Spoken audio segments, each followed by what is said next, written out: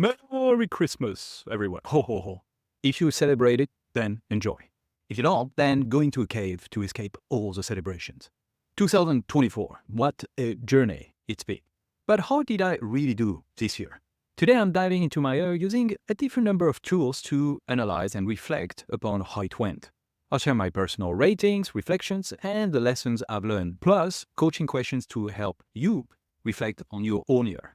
So grab a pen and paper because this isn't just about me, it's about helping you settle 2024 so you can be 100% intentional for 2025. Let's get reflective. Hey, my name is Greg from Renew. I'm a master coach. I help people, teams, and organizations to know themselves, design their future self, and become their future selves. Renew and I are here to help you live a life where you have control. 2024 started for me with one big question. What kind of life do I want to live this year? To answer that, I lean into my life purpose, which I just mentioned in my introduction a few seconds ago. My life purpose is the foundation of everything I aim for.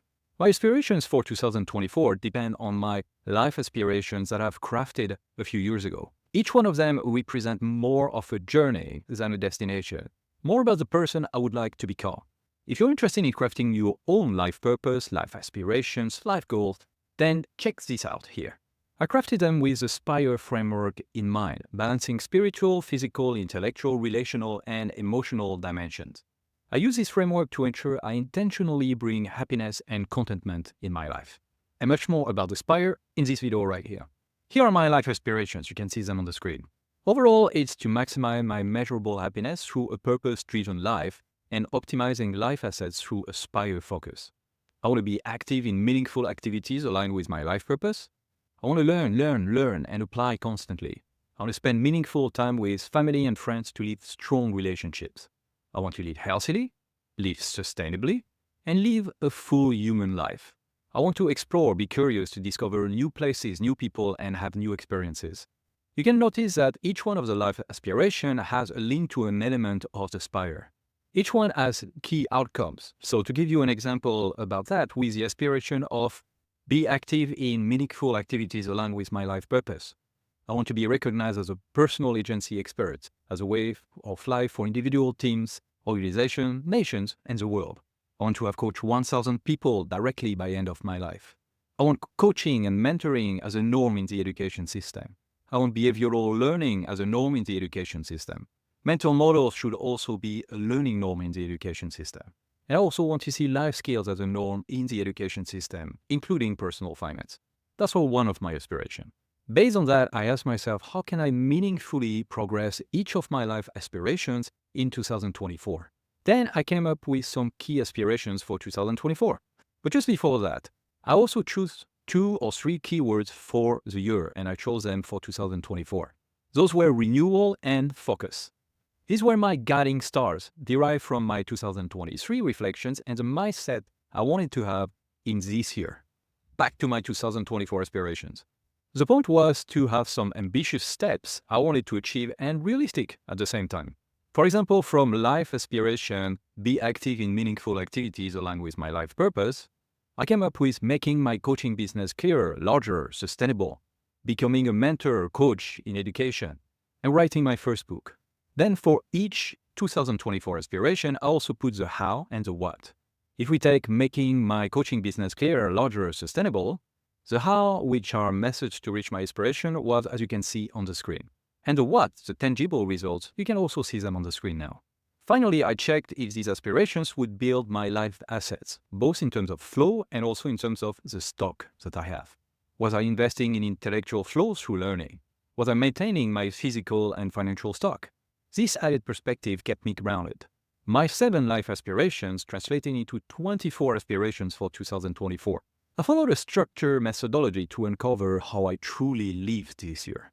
There are 4 steps that you can see on the screen. The first step is, how do I feel overall about 2024? This isn't about the numbers or goals, it's about the emotions and experiences that define my journey, the gut feel I have. My guiding words for 2024 were renewal and focus. I wanted to pick a clear path for my main activities and fully embracing that path. It surprised me when I looked at that part, as one possibility was for me to return to a corporate role like I had in the past, which I have not done. Instead, I went the other path, I was considering. That was being a clearly branded thought leader and CEO coach. Interestingly, I've mixed both objectives, mostly doing the second one, but also working a lot more closely with corporate leadership teams, not just CEOs. And I'm very happy about that. I also wanted to become more of an education coach, and on this one, there has not been a lot of progress. Though I did achieve some steps that might get me somewhere in 2025. How do I feel? Pretty good overall, as I got one big aspiration moving meaningfully forward. It also helps me understand that there is more I need to do on the education coaching for 2025. Now it's your turn. How do you feel about 2024 as a whole? Did you live by your guiding words? I encourage you to take 5 minutes right now to write it down. It's a powerful practice to honor your journey and prepare for the next chapter. You like this video so far? Then you know what to do. Also subscribe and put on the notifications if you want content like this every week. And check out the other videos from famous YouTube channel in the video description. It's always good to look at a topic through multiple voices. Once I've reflected on the bigger picture, I like to get specific. For me, that means looking at each of the targets I set for 2024 and assessing them. This is where we turn reflection into actionable insights.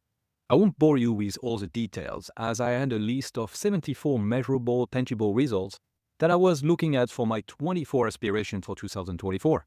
Yes, some might seem crazy to you, but a lot of them are integrated into my routine, so I seldom think about them as obligations. Next, I write down the real result of those 74 targets that I had. At this point, I'm not rating each one of them, I'm just describing it. You could rate them if you want. For example, you can give a score of 1 to 10 based on how much effort and what result you achieved. I prefer to write down the result itself and then my reflections about why it happened the way it did and what the implication is for 2024, if any. A positive result example was about my aspiration to ensure balance of key biomarkers for general well-being. That's a foundational aspiration that helps a lot of my other aspirations. The how was to have 1, the right diet, which was plant-based but also could be others, 2, having the right number of supplements, and 3, to exercise in the way that I had planned to do.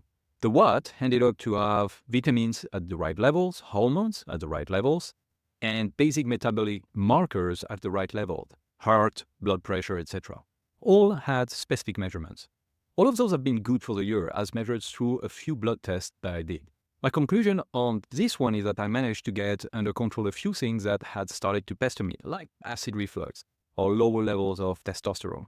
A not so good result is about my aspiration to become a mentor coach in education.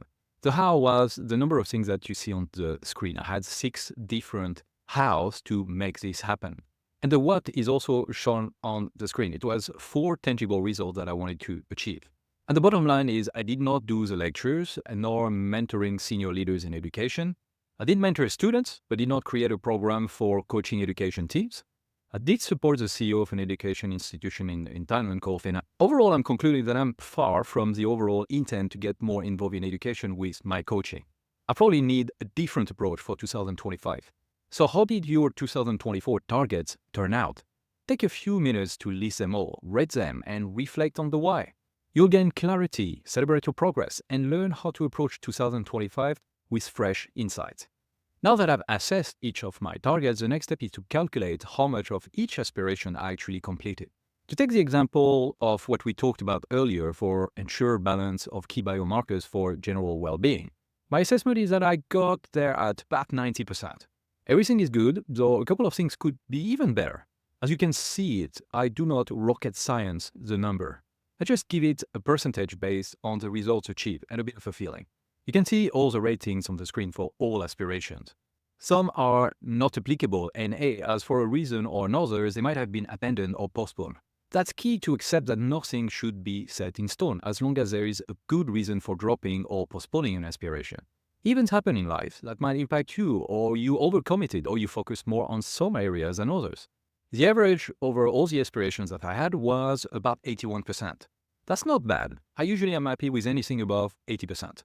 More importantly, I scored highly on some aspirations that were linked to my keywords of the year. So I'm very happy about that. It is also about reflections to bring into 2025. Some of the questions I used to help me process the overall aspirations are: what helped me succeed? What challenges did I face? Was a goal realistic? Now it's your turn. Take your aspirations for 2024, calculate your completion percentages, and reflect on what they mean. It's not just about how much you achieved. It's about understanding the journey behind those numbers. As I reflect on 2024, I'm asking myself two key questions. How did I grow as a person? And where can I do better? One key aspect I look at is whether I managed to overcome some deeply held blockages in terms of beliefs, mindset, and behaviors. That is a sure sign of growth for me. There are four major things that I managed to get over in 2024. First one was adopting a plant-based diet. I wanted to try it, and coming from a family of big meat eaters, I thought I would really struggle. But I did it. I also started stamina-based classes, CrossFit. I'm really not a big fan of stamina training. I much prefer strength training. But I did that, and I actually enjoyed it. I got into an ice bath. I think I like cold water even less than stamina training, but I did go into a water that was 1 degree Celsius. That is very cold. And I got naked at an onsen with a friend. Yeah, that was a big blockage for me. I was not raised with being naked with others around me, so it was good to go over that, being able to do it. That's okay, you can laugh. Also, the SPIRE model has always been my compass for happiness. This year, each dimension reveals something about my personal growth.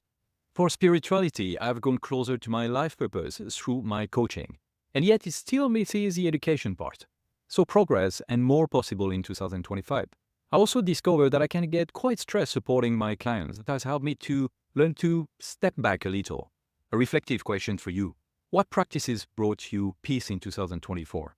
How can you deepen them next year? For physical well-being, I continued to learn in a deeper way about how my body works and how its different parts are interlinked. Whether it is food, exercise, sleep, emotions, I feel I understand myself better. Not everything is perfect. I had a few health hiccups through the year, but nothing too serious. Reflective question for you. Did you take care of your bodies this year?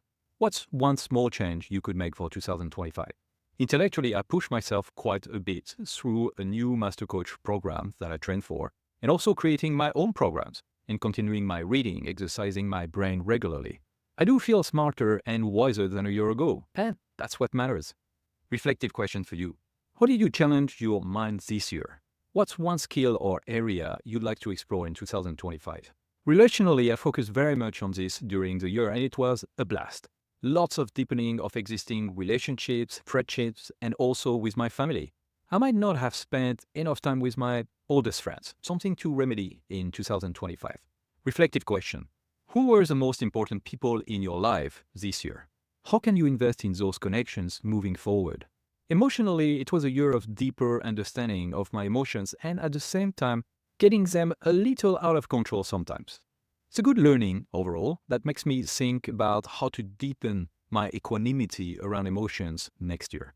Reflective question for you. How well did you manage your emotions this year? What's one tool or habit you could adopt to improve? Reflection is a bridge between the past and the future. By taking the time to review 2024, I've gained clarity, not just on where I've been, but on where I want to go in 2025. I don't do this alone. I share this with my partner, and she does with me. We dig deeper with questioning each other. Find yourself a partner to do that. It makes it more meaningful. Let me leave you with a favorite quote of mine from John Dewey. We do not learn from experience. We learn from reflecting on experience. As we get closer to 2025, the topic of resolutions will once again pop up. I don't believe in resolution, so if you want to know my techniques for a brilliant 2025, then check this video out.